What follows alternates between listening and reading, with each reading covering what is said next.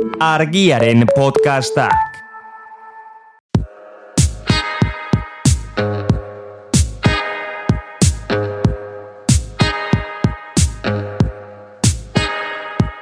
Etxerako lanak, Mikel García Iriak ezen podcasta.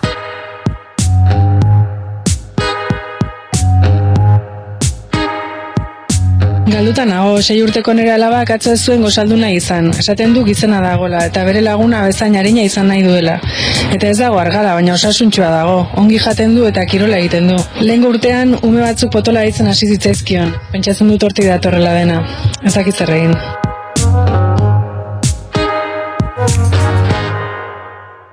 Argiako lankide baten ahotsa da, baina izena gordeko dugun ama batek kontaturiko esperientzia da.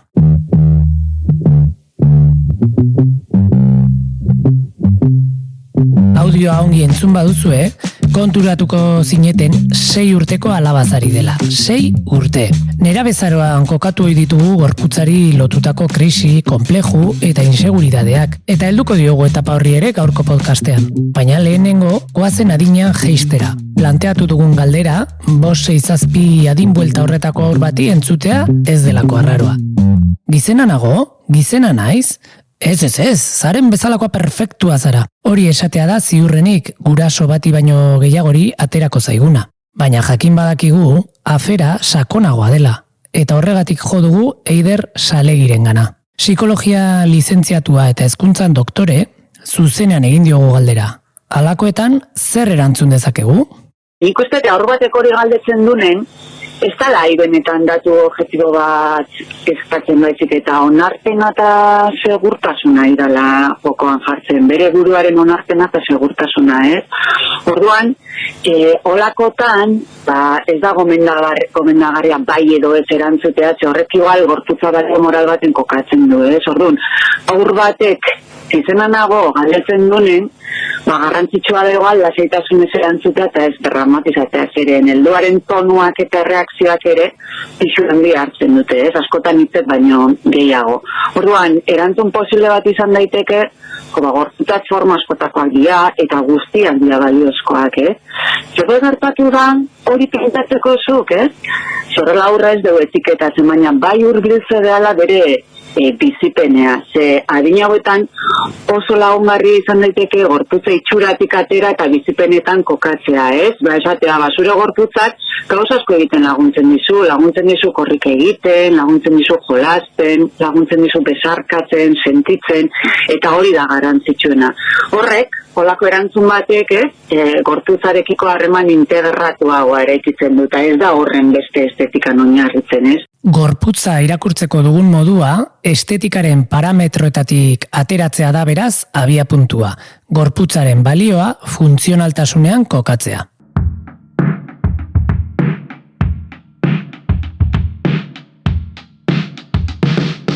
Beste gomendio bat ere eman digu Salegik. Ihes egin konparazioetatik.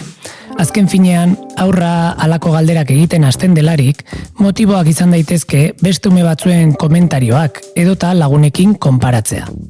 Ezberdintasuna normala da, aniztasuna normala da, eta pertsona bakoitzaren gorputza ezberdina da. Jarri indarra horretan.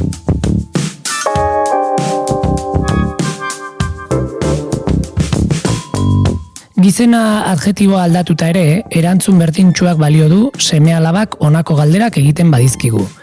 Itxusia naiz? Txikiegia? Arraroa? Ezberdina?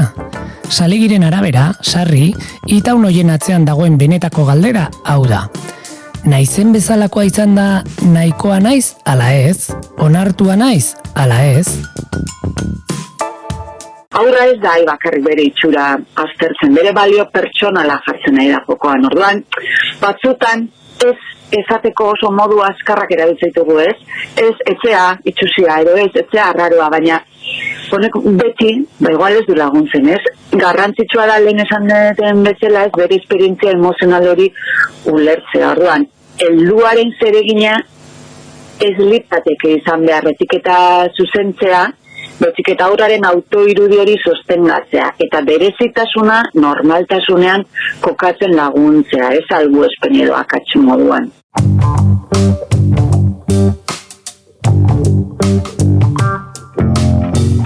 Gorputza mugimendutik, jolasetik eta plazeretik bizitzen du umeak txikia denean.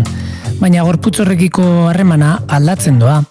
Eta kanpotik jasotzen dituen mezuak eta begiradak barneratuta ere joango da egiten bere autoeraikuntza. Kanpotik jasotzen duena bere egingo du pixkanaka. Adin hauetan gaina aurra bere identitatea eraikitzen nahi da, eta nola ikusten duen bere burua, nola sentitzen duen bere gorputzean, ze balio ematen dion bere buruari, guzti hori esperimentatzen nahi da, ez? Eta identitate hori ez da barruti bakarrik sortzen. Neurri handi baten besteen begiradatik eraikitzen da. Orduan, aurrak helduaren ispiluaren arabera ikasten du bere burua ikusten, eta hau helduok oso kontziente izan behar dugu honetaz, ez? Hau oso garrioki behar dugu helduok. Alegia, koherente jokatzen saiatu behar dugula. Alferrik da, aurrarekin mintzo garenean fokua itxuratik aldentzea, eta gero, berak gu entzutea, helduokin zer eta fokua hortxe jartzen. Inkontzienteki eta asmo honez bada ere.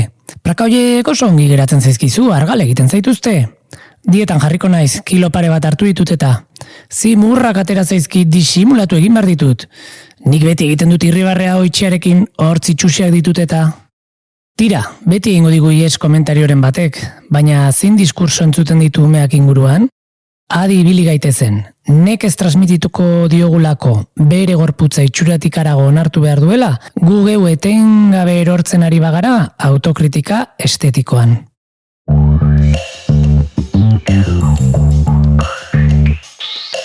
Ai, estetikaren morrontza.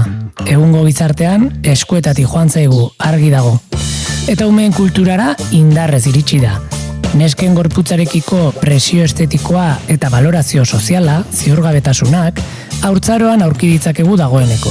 Aldi berean, presio hori gero eta gehiagoari da mutilen gain ere jartzen. Gorputz tamaina eta eredu jakin batzuei lotuta. Itxuraren bueltako mezu esplizitu eta implizituz inguratuta daude aurrak.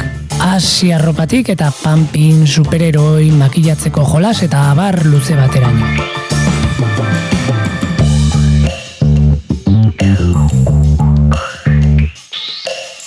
Ara, esku altxatu du. Badakizue nork, ezta? Bai, gure ikasle prestuak, eiderrek, etorri lasai eta kontatu. Ea, zer nahi duzu gaineratu? Eider, arbelera! Arroparen gaiako goratu dit Amelia Bazkin irakasleak argian esandakoa. Bere hitzetan, arropa ez da bakarrik gorputzak estaltzeko. Funtzio estetikoa ere badu. Identitatearekin ere lotura du. Baina aurrak garenean, irizpide nagusiak izan beharko lukete. Estaltzea, erosegotea, hotzik ez pasatzea, eta batzuetan, batez ere nesken kasuan, estetikari ematen diogu lehentasuna. Sarri, familiok gu garelako umeak jazten eta apaintzen ditugunak. Eta alabak bidaltzen ditugu eskolara ez mugitzeko eta ez zikintzeko moduan. Mila esker eider, ohar interesgarria. Bai, presio estetikoak haurtzaroa ere bereganatu du. Umeek ere konplejuak dituzte. Egongo alda konplejurik ez duen personarik, salegiren aholkoa, konplejuak agertzen direnean, akonpainamendua egin. Konpleju horiei garrantziak kendu gabe, baina gorputzaren balio positiboak azpimarratuz. Eta batez ere, saiestu konparazioak.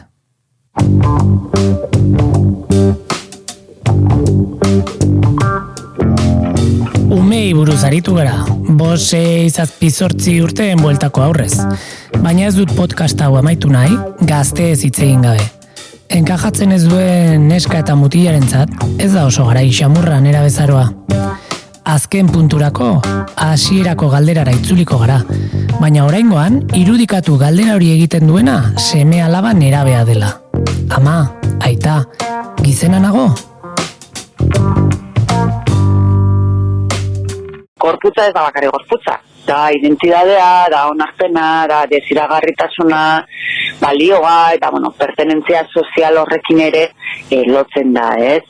Nerabezaroan aldaketa biologiko azkarra gertatzea eta horrek ezinbestean gorputzarekiko kontzientzia handitu egiten du, gorputza aldatu egiten da.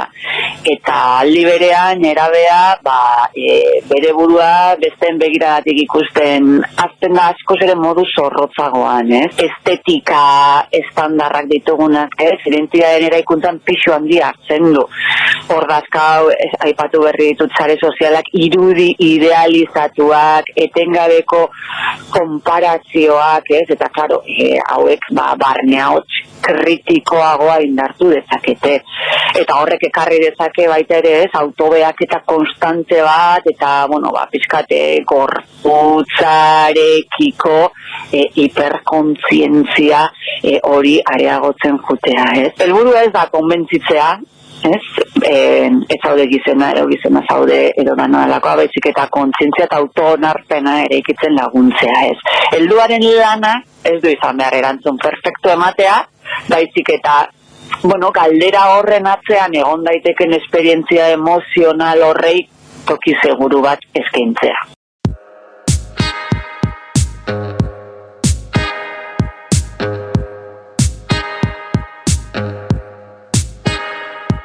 Amatxo, aitatxo, gizena nago?